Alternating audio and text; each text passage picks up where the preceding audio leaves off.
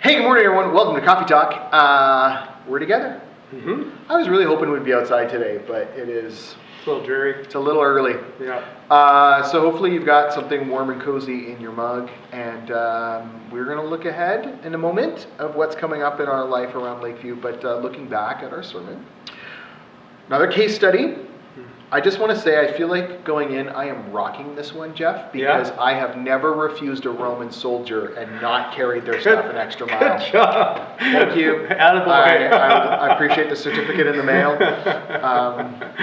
But no, we were talking about I think an often misunderstood passage. I feel like we could say that about every section, right? Oh yeah. Just like Jesus was kind of bringing everyone's attention, like, okay, you kind of misunderstood this bit about the lie. I'm going to ramp it up a bit here. And usually that's culture. Yes. Like we're just so far removed that we don't know about it. Yeah. But sometimes it's something very different too. Absolutely. Yeah. So, okay, it's the famous, if you will, turn the other cheek passage. Yep. Slap heard round the world. Slap. So I thought this morning, Jeff, would you like to slap me? Is that what we just need to get out of the way? No, of course not. Which hand? Which hand? Which hand? That's right. Well, I think both. No, that's great. no, we have not been. Although I gotta say, it is really, my brain jumped right to the slapping competitions. Yeah, I did too. That's not what Jesus was Slapsgiving?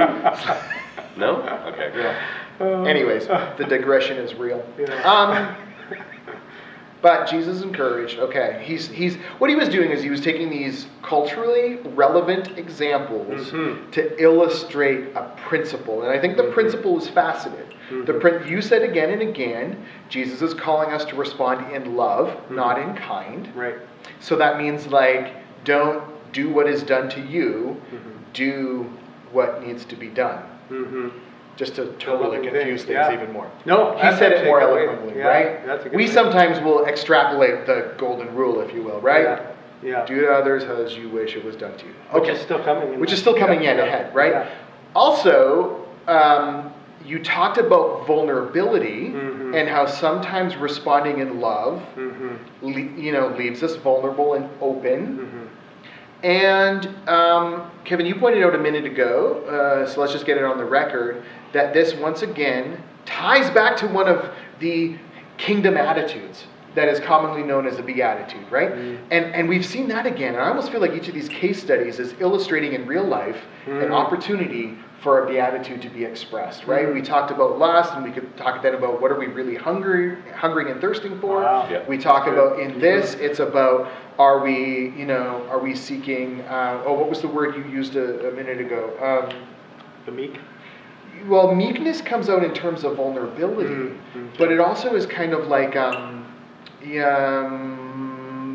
I'm forgetting which principle we were talking about, though. Blessed is the peacekeeper. Peacemaker. Right. Thank Peacemaker, you. not Peacemaking, right?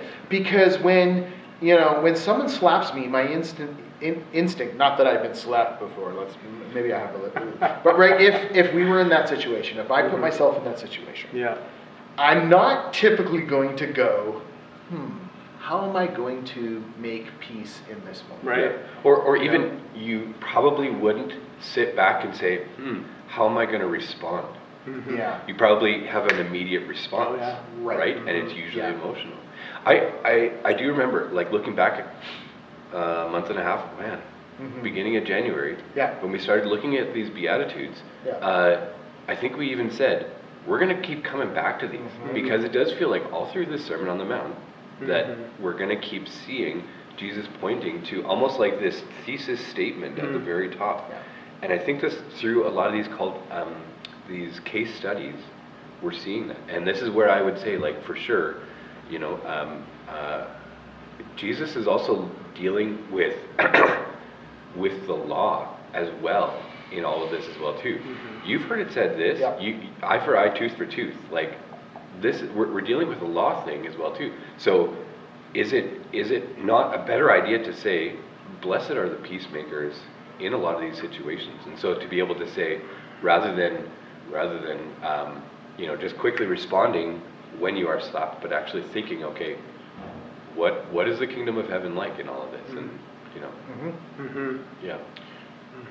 So, I guess a couple questions for us to consider. There's lots of different ways we could look at this, right?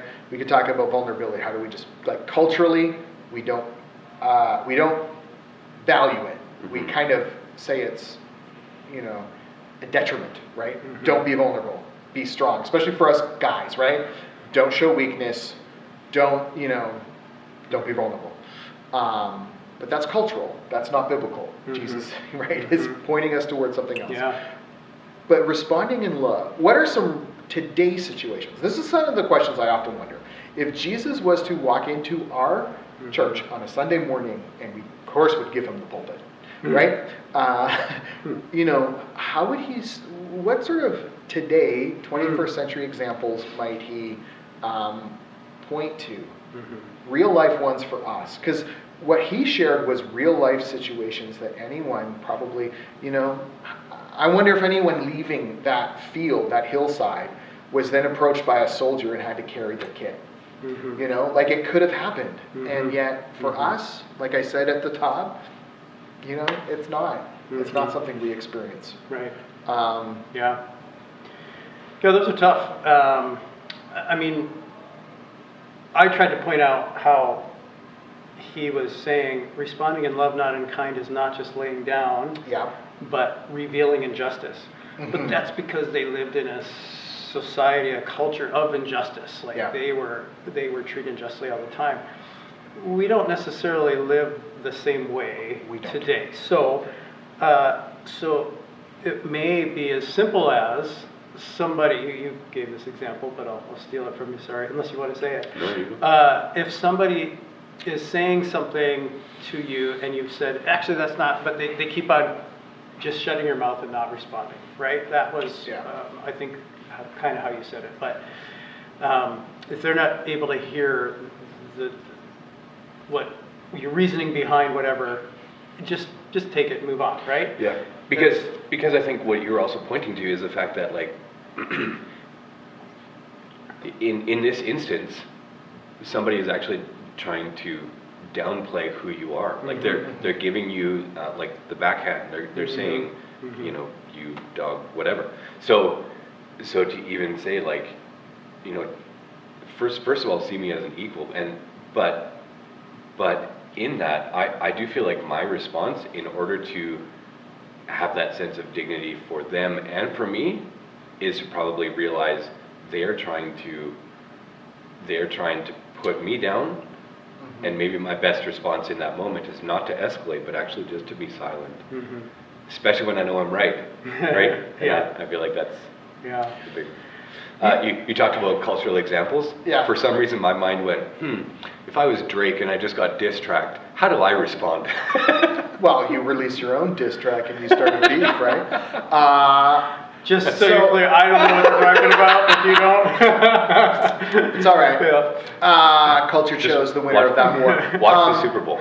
So Jesus would say, when the senior pastor uses your illustration but doesn't do it justice, how you respond? No, I'm just kidding. Another example we talked about a little bit was neighbors, right? Yeah. Often we get into, I don't know if we necessarily get into a dispute, but we kind of... Yeah, we don't go full on Hatfield and McCoy. But we're sometimes... So for one example, like, say your dog is left out and barking.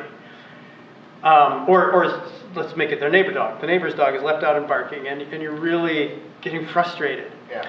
Do you call animal control, or do you walk over and say, hey, your dog is barking, or do you wait until the evening when they're home and say, hey, your dog was barking all day, I just want to make sure he's okay. Those kind of things where you instead of calling animal control, which you could do, but will escalate the situation, because then they're like, who called, what neighbor? You just go over and have a conversation. Is your dog okay? Is everything all right, right? He's barking a lot. I just want to make sure you're aware. And then, that makes it aware, right? There was another example that you gave, there's a really few. Because, good too. as we're chatting about this, you say there's no injustice.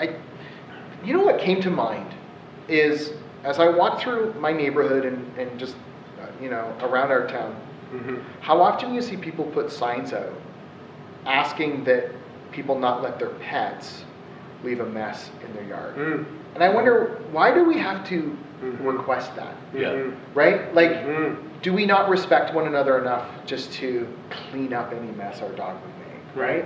Do we not respect each other enough to kind of go, or, they go, oh man, I wouldn't want my yard messed up, or I wouldn't want people walking through my, rose bushes or whatever, and treat people in the way that we would want to be treated. So do we have some sort of injustice where we kind of view other people's stuff as lesser, and we're like, well, not my problem? And maybe that speaks more to a cultural reality. So when and we want to be clear, like, we're not down on dog owners, very, very fond of dog owners.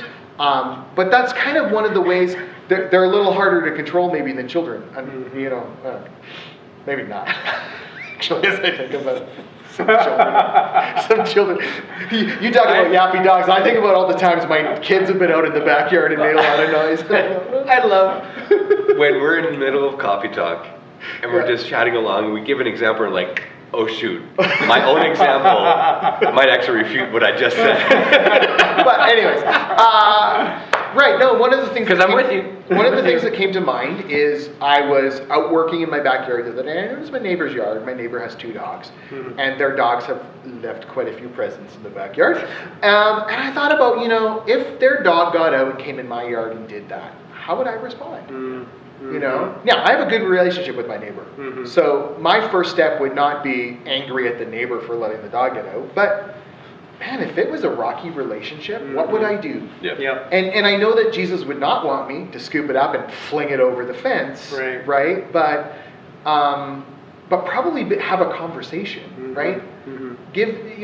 Do we trust others enough to give them, or are we vulnerable enough to give them the opportunity to do the right thing? Or do we come in all defensive with guns loaded, ready to scream at them or whatever? And I guess that's kind of the borderline question is, in my treatment of this situation, am I just reacting? Or am I mentally, not, but like, am I of the attitude where I'm going to go, and pause and go, how am I going to give my neighbor the opportunity to make this right? And then if they respond in a way that isn't helpful, how am I going to respond in a way that doesn't escalate? But actually, because I don't want to be a doormat for my neighbor, and Jesus is not calling us to that. Jesus is not calling us to seek, out abusive situations. But how am I going to respond in a way that takes care of it without escalating? Because if he escalates against me, he might also escalate against others in the neighborhood. And again, without being a doormat, but like also going, if this dog is doing this to my yard, what's it going to do in others? Or if it's a parking dispute, and your neighbor is often blocking your driveway for some reason, instead of having them towed, is that going to be my first thing? Or am I going to actually go and say, hey, what's going on? How can we find a solution here that isn't, going to make things worse? And that, I think, is, we probably can think of ways and situations with others in our world. Maybe it's not a neighbor as much as it's someone that you work with. How are you going to solve the problem or find a resolution to a conflict without it escalating, recognizing that we might need to be vulnerable, but ultimately seeking justice is making things right. It's not a self-righteousness where all of a sudden I know I'm going to be right, and gloating in that. I see this again, and if I could give us a word picture for the day, here's my word picture. Okay, so back to the dog doo-doo. The non-escalation would be, okay, whatever, dog got whatever in the yard. I just deal with it, I move on, whatever. I think that's the same as just saying, okay, we're just going to keep the peace here. But I think because Jesus is calling us to do actually more than that, the conversation then actually makes peace in that. So my mind draws a picture of there's two nations, two armies actually going at each other, and in the middle of this war-torn chaos and cities and whatever ripped apart, right in the middle of it is this little flower that buds. And that, I believe, is what Jesus is calling us to, is actually to like create peace in the midst of just not just like rocky neighborhood situations, but actually like in a war-torn area where there is no peace at all, to actually create it in that moment. Not to just say, okay, you don't fight and I won't fight, and we'll just go to our corners and we'll just stay there, and as long as we don't fight, we're actually okay. I think Jesus is calling us to something deeper and further beyond that, but actually to say, let's find actually opportunities and places where we can be love for one another in those moments and places. And I think that's the Jesus saying, go that extra, do the extra, and not just status quo. And I think that's really what Jesus is getting at in this, and that's peace making rather than just peacekeeping. Yeah. Yeah, that's very good. Yeah, absolutely. Yeah. So hopefully you don't need to plant a flower bed between you and your neighbor, but it certainly smells better than some of the stuff left in my neighbor's yard. Anyways, there's lots to wrestle with all of these. Yeah, and again, it's it not keeps easy. going back to, and one of the last thing you said on Sunday is, and I think you've said this over again, right? This is about what Jesus is saying will be. Imagine a day, and it feels like we have to only imagine it, when it will be the type of place where there is justice and there is peace. Yeah. And we don't have to turn the other cheek, because you know what? That person never treated us like we were less than them anyways. Right. And so as we live in the now of as we live in the now of the King, if Jesus is our King today, but we know it will be different in the near future, we continue to make peace. Now, again, like we said, there could be lots more to wrestle with and chew on there, but we're going to move on and move forward. A couple events coming up. We do have a ladies' event. We are not the experts on this, but Jeff probably knows a little more than I do. Jeff knows everything. You know what? It's coming up on the screen right now. Hey! So you can read about it, and, Love the editing. And that's Love the editing. Yes, but it's a ladies' trivia night. That we know, and it is in March, 20-something. No, it's beautiful. And then we've got a men's event coming up. What? A men's event? Kevin, tell us more about that, please. So we really loved the pickleball night that we had a couple weeks ago, and so what we'll do is April 8th, it's a Tuesday night, we're going to plan for a men's pickleball night, and we're going to pull down the chairs, we're going to put out the pickleball net in the sanctuary, and we're going to just have a fun time together. So more details to follow in the coming weeks, but just so you're kind of thinking about that as spring break is happening, April 8th. Yep. Yes, and so may your spring break and it become spring in your yard as much as your heart. So you can plant that flower pot? That's so you can plant those flowers. Anyways, have a great week. We look forward to seeing you Sunday. And if you're off on spring break, enjoy your spring break. And we'll see you again real soon.